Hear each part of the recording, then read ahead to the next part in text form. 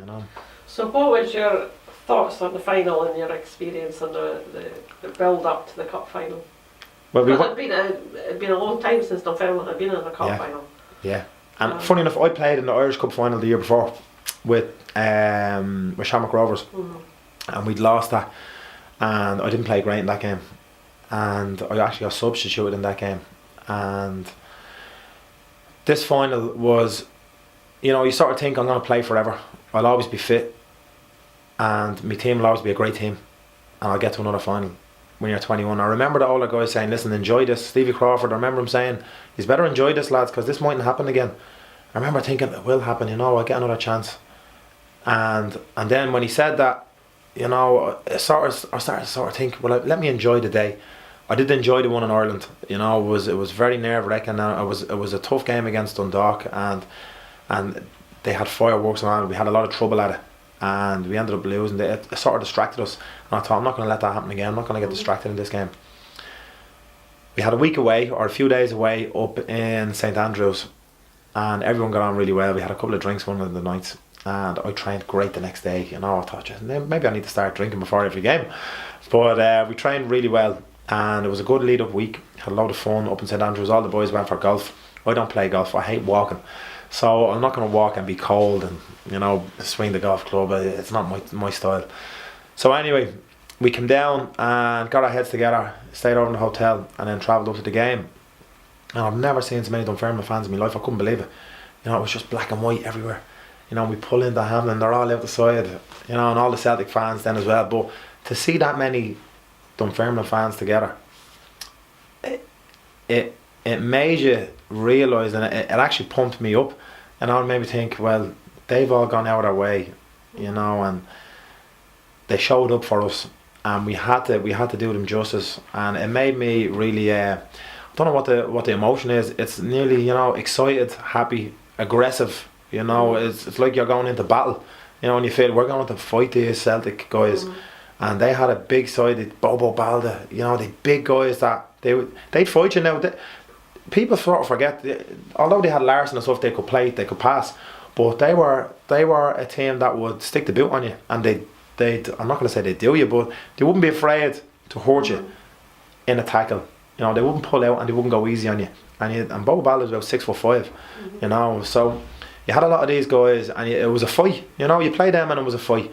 So we went out and we started off very well, you know, and we were getting stuck in. Gary Mason was brilliant that game. That's probably the best game I've ever seen him playing. He was unbelievable. He actually, now we used to slag Gary for being slow, but he actually caught the Agatha at one point in a run and got the ball off him, you know. So and he actually, because Agatha had actually done me and went around me, and Mason caught him and got the ball off him, and that stopped that attack, because it could have been a very dangerous attack. But yeah, that the build up to the game, you know, in the dressing room, you go into the dressing room, the hand in the dressing room, your gear's hanging, and you walk in, you can hear the fans singing outside. Inside the dressing room, you know, you can nearly hear the echoes of what's going on outside. You have your chat, and we had a couple of lads who used to get really nervous before the game. They do their pre-game rituals and stuff. Mo had set out everything, you know, and everyone does their bits. The gaffer has his talk, and then you realise, right, it's on, you know, and you walk out. And the best part about football for me, my favourite part, was actually on the way out. So on the way out, and in particular when I came to Scotland, and the guys you're playing against are standing beside you. With Celtic, they're all up here. You know, they're only 2 or 3 lads that were small. You know, Jackie McNamara, Agat, probably Alan Thompson, probably about just a little bit smaller than me, Neil Lennon. The rest of them are all huge. And you're looking at them, you're thinking, right, we're gonna go out here. You know, I hope you're ready. You know, because I'm ready. And it was that type of thing. You look at each other, you know, and everyone's sweating. You know, they have their gear on, and you can see them all pumping each other up. So that was, for me, that was my favourite part. And then you walk out onto the pitch, and then you hear it. You know, you hear the noise level. And one of the amazing things about that game, there was about 20 Shamrock Rovers fans that came over. They came to the hotel the night before. They were delighted to meet Jimmy. Nick and Jimmy Colwood sat with them, had a drink with them and everything, talked to them all night. Me and Noel chatted to them for a while, and then obviously we went to bed. And I went over to them at the side of the pitch and gave them a hug, and you're like, listen, good luck, you know, you'll be grand, you know, go out and enjoy yourself. And I had family watching in Australia, obviously a lot of family in Ireland watching it. Funny enough, a lot of people in my area were watching it on telly in the pub. I got a lot of texts after it, and when I went back, they were all telling me they were watching it. So a lot of people I knew were watching it, and yeah, it was a phenomenal game. You know, it was a very good game, and it was a very hot day. So it was roasting. I remember, I'll never forget the heat on the pitch, and we were flying. You know, we were flying, and obviously we got the goal, which probably, you know, it's debatable, but we had a load of chances. You know, Gary had a great chance. Yeah, we had a load of good chances. You know, we had 2 or 3 really good. I think Brew had a chance of a header, I think, at one point. And I remember playing the ball over for Stevie. That we nearly got sort of a chance out of that as well. You know, and I think Gary might have had a free kick then as well. You know, so. And he usually scored them or get them on target, so it was surprising that he didn't get that one in. So we had a load of good chances, and I think they were very fortunate to get what they got, because if we had got that pen up with Bobo Balda's hand, I think we would have won it. You know, I think we would. Now I'm not saying that they wouldn't have come back. We know they would have come back strong, but what we did the few weeks before, sitting in, being tight and being compact, I think they sort of nicked us because we were on the attack. I think I remember that's how they got our goal. We were on the attack, and then they broke, and then Henrik turned Aaron, and then they got their first goal. Now we got a couple of scares early on the first half. I remember he shaved the post once or twice. Larson did, so we had a couple of scares, but I think we defended very well for the majority of the game until they got their first one, and then it was a bit of an onslaught, and we had to just try and you know, get something back. And then obviously I thought Jimmy was going to do the 2-4-4 again, you know, and just go at them, you know, and see what we could get. But yeah, then I had to come off. I think I got a cramp. I can't remember what happened. He took me off. I got something. I think I got a cramp and I had to come off. But probably one of the best games. It was one of the best ever games I've played in. You know, and I played really well in that game as well. For the time I was on the pitch, so I was delighted. And you played in the European game that we played against Hafner Fjordur. Yeah. Which was an interesting trip. The best part about that trip was the flight over, you know, and that was it. And being able to see the country, you know. The training session the day before wasn't great. It was just the intensity. The intensity was not right with the training at that day and the group, and I just don't think we were at physically where we needed to be, mentally especially where we needed to be.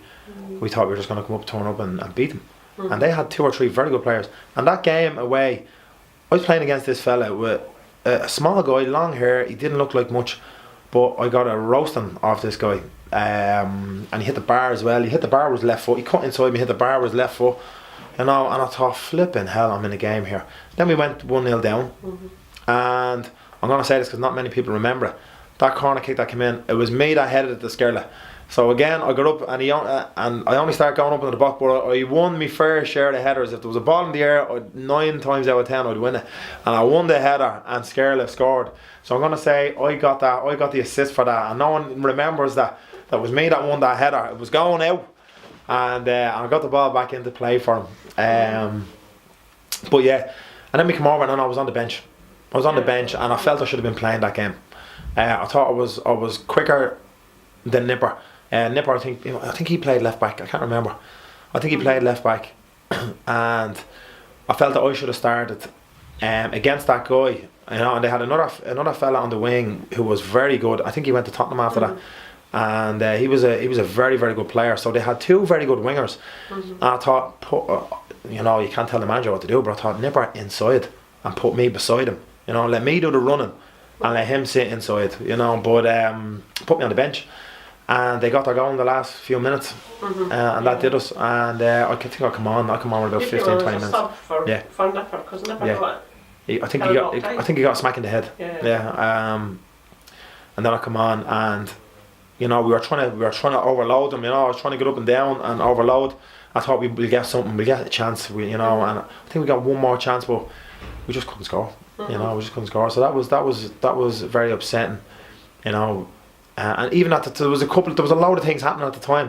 There was a lot of things happening in the club. There was a lot of things happening with the management, you know, at the time. That's right, because at that time, at the end of the season, after the cup final, Jimmy Calderwood and Jimmy Nicholl left. Yeah. And we had to change of manager, and David Hay came in, so it was totally different.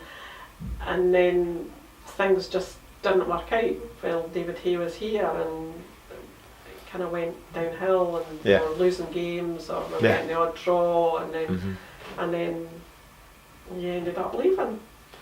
I know, I left, and you know, I was delighted to go to Jimmy. You know, Jimmy was like my dad. When I came here, I was in Jimmy's house, right? Jimmy gave me a house. I was staying in his house, right? So that's where I was staying for my first 3 months or something when I came here. And obviously Jimmy Nicholl, he's Irish, so the enjoyment level that you had with them two, and they just made you feel really good. Now, if you did anything wrong, I was sending the taxi driver on the way in. One of my first games, I think I was on the bench, and I was staying up in the house up the road, and I was coming down. I was in the squad. I was coming down, and I'd leave about 10 minutes before, because it only take me 5 minutes to get down, so I'd be 5 minutes early. But there was roadworks outside, and I ended up being 10 minutes late. And Jimmy absolutely hammered me in front of everybody, and I was never late again after that. But you know, you had the good and the bad. If you did the right thing, he was very good with you. If you did the wrong thing, you knew about it. And they were great. They were absolutely brilliant.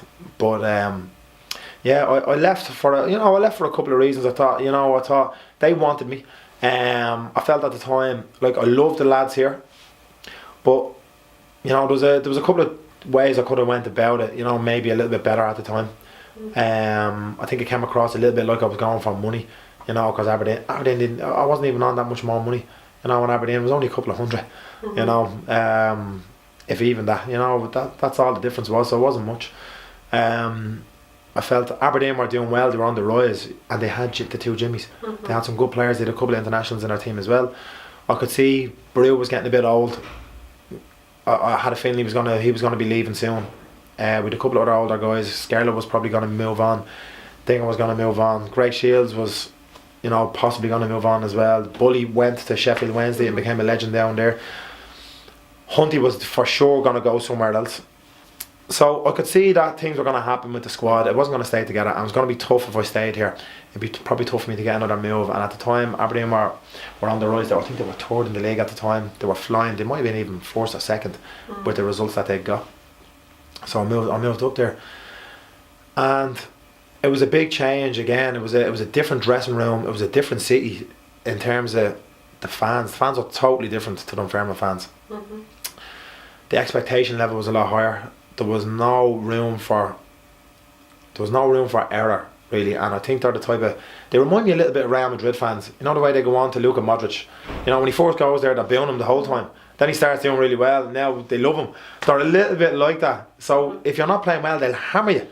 And they won't give you a chance. So you get a bit of that, and they expect to win. You go in at half time, you're not winning, you get booed. So it's that type of atmosphere up there, which is a bit different to down here. Down here we were on the way up, and everyone was happy the whole time. All the fans were always happy, all the club was always happy, all the players were happy. So it was a bit different, you know. But again, had some great nights up there, and had some of the best nights in football as well when we played Atletico Madrid over there. We beat Copenhagen at home, who had beat Man United 3-1 the year before. We battered them 4-0. So you know, so we did some really big games. I missed the Bayern Munich game. I just on my hamstring, so I missed that. But I still had some great games up there. You know, so all in all, it was a good move. But that is where I picked up my injury. You know, and I think if I had stayed here, maybe I never would have gotten injured, and I would have went somewhere else then. You know, so. You know, your decisions, you know, you can't look at and hate your decisions. You have to just accept that. You know, that's the way it goes. So your career after Aberdeen probably maybe went, well, not downhill, but stopped. Because of your injury. So looking back, what's your thoughts about Don Farrell being here? What would you say was the best thing? About my time here? What was the best part of my time here? It's very hard because there's a lot of things. This story, I've told so many people this story, but not in the news, you know. But when we had the 5 Irish lads here, Thomas Butler, Stephen Bradley, and obviously the three amigos, as we were called at one point, it was mad. It was the funniest time, and we were having a water fight in the change room one day, and Hunty picked my clothes up and threw them all in the bleeding in the bath, right? So it was like, Hunty. So I threw all his gear in, and then Dempsey's gear went in, and then Tomo Butler's gear, and everyone's gear was gone. There was phones everywhere. There was all sorts of gear going all over the place.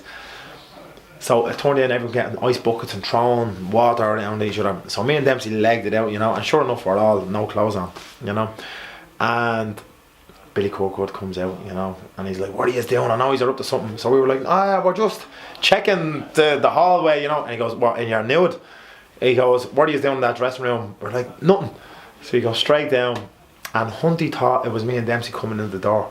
He'd filled up a big bucket of ice water, right? Now it must have weighed about 25-30 kilos, and as the door opened, he threw the thing, right? And all you can hear is Hunty go, "Oh no, no, no." But the bucket was so big, he couldn't stop the water. Drowned Billy Kirkwood, right? Absolutely drowned him. And there was murder. There was absolute murder. But I swear we laughed for about 6 months at that. I couldn't stop. Every time I looked at Hunty, I just thought drowning Billy Kirkwood was the funniest thing ever. But I'd say the best thing here was just the fun with the lads. You know, great bunch of guys. We had a table tennis table in the players' lounge. Every morning we played table tennis. Just a whole lot, you know. Even down to the girls that worked here. Everyone that worked, we used to go up and get the juice. We had this juice, like an orange and a blackcurrant juice up in the bar. And that was one thing I always remember. I used to love going up and getting that juice after training, and the little bits of food and stuff that'd be there. But yeah, there was so many good things, so many good times, so many good people. The young lads doing your boots. You know, I've never had anybody clean my boots before. You know, my boots getting laid out on the floor, and my gear nice and warm in the morning. You know, Mojo would sort it all out, nice and folded. Going to the game, and the lads bring the big thing of boots and take them out for you in your shin pads. It was just a whole new, different life, you know, and it feels like 10 lifetimes ago, you know. But the cup run is probably, you know, the best footballing moment, I would say. Obviously, we did very well in the league as well, though. Now I think we came fourth behind the Hearts by a couple of points, and so, you know, some of the Hearts games as well. You know, I remember them, and I loved them. I loved playing against Hearts. I always had a good game against them. It was always a good fight over there. You know, the lad Robbie Nielsen, I used to love playing against him. You know, and I think it helps as well sometimes when you don't like someone. I just didn't like them. You know, and I just wanted, I loved playing against them because I disliked them. I don't know why I disliked them. I just didn't like the look of any of them. So yeah, I used to love playing against Hearts. Yeah, just everything, you know, the travelling around, being with the lads, coming out to training, every day in training was brilliant. You know, the laugh, the speed of training. You know, there was never a moment where you're sort of sitting down waiting, you know, and that's one of the skills of coaching. Obviously I've done me badges now as well, and that's one of the skills, to have your sessions just flowing and making sure that people enjoy it, and they learn, but they enjoy and they improve. And you got to have all those parts to a training session. You know, there's no point in someone learning a lot but they're thinking this is boring, you know, and they're not enjoying it, and they're not getting fitter, and they're not excited. You know, they got to be excited, and you got to captivate the players, and that's what the two Jimmies were great at doing. They had all our attention all the time, you know, and we were operating mentally and physically at 100%. You know, which is one of the it's one of the best periods in my life. You know, I'm only 36 now at this point, but it's the best period of my life working with them. So, what does Richie Byrne do now? So, with the injury that I got, so I tore my hamstring off. I went down to London to see what I could do, thinking I might play, and then I realised I can't keep playing. You know, I've got to stop. You know, so obviously the hamstring affects the back, and your back goes, and you get pain everywhere. So I thought, what am I going to do? So I studied. I went and became a personal trainer. So quick job, you know, very similar to, you know, sporting type role. So I was working as a personal trainer in a gym in London, and my first day in this gym, I walk in, this fella looks at me, he goes, "You Richie Byrne?" I went, "Yeah." I goes, "Do I know you?" He goes, "I used to buy you all the time on Football Manager, because your defending was 18 and your heading was 18, and your heading was the same as John Terry, but you were only 30 grand." So yeah, I became a PT and started that job. and it's progressed then. I went and did my badges, so I do a bit of coaching as well. And now I've started a master's degree in strength and conditioning, so I'm moving into that side of it now. With the injury I had, I realised that it could have been prevented, and if I'd done certain things, it wouldn't have happened. Certain measures after it happened, if I'd have done those, it would have healed a lot better, and I would have had more of a chance of playing, and the injury wouldn't have festered and progressed the way it did. So I know a lot more about that now. You can probably, I'm probably a hamstring expert now. At this point, I could probably surgically repair a hamstring now.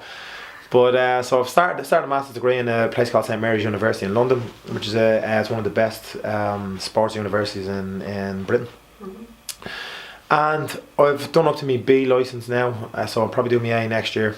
And I do a lot of work with footballers and with young footballers. Do a lot of strength and conditioning with them, because that side of it for me is just as important as the technical aspect of it. Now obviously I learned a lot from Jimmy and the technical side of it, so I can do that, but I think the other side of it is of utmost importance, and that's something that I try to bring across to a lot of the lads. Now down in England you have a lot more exposure to that side of the game. Up in Scotland I don't think there was as much, particularly at the time I was here, there was hardly any. You know, if you had a look at the gyms then to now, they're probably a lot different. But fitness is so key. You look at every footballer, the majority of footballers, you know, they all want to stay fit and play, and that's the only way you improve. You get your better contract, you stay in the game for longer, you know, you move to a better club if you stay fit and play games, because what everybody cares about is how many games have you played. You know, if you miss half a season from injury, you know, you're probably not going to get another deal or a big move. So fitness is one of the biggest things for me, and it inspires me. My injury now inspires me to know more, to pass it on, so that the things that happen to me never happen to anybody else. And that's what I'm trying to do. So I'll be moving into working with hopefully players at a higher level, and make sure that they're doing the things that they need to be doing from dietary, from a dietary aspect, all the way to what they should be doing on the pitch, off the pitch, in their time of rest, and when they're playing, they know what to do. They know how to run, you know, and they're strong enough and fit enough to do the things that will get them noticed and get better results. You know, make them run faster, kick harder, jump higher, you know, without getting hurt. And that's what inspires me now at the moment. You know, so that's what I'm doing. That's what I'm working towards. Yeah, good. Well, it's been a pleasure speaking to Richie, and it's nice to see you back at East End, pal. Great to be back. Thanks very much for having me. I hope you enjoyed the game today. Please God, I'm sure it'll be a great game. Yeah, thanks for having me.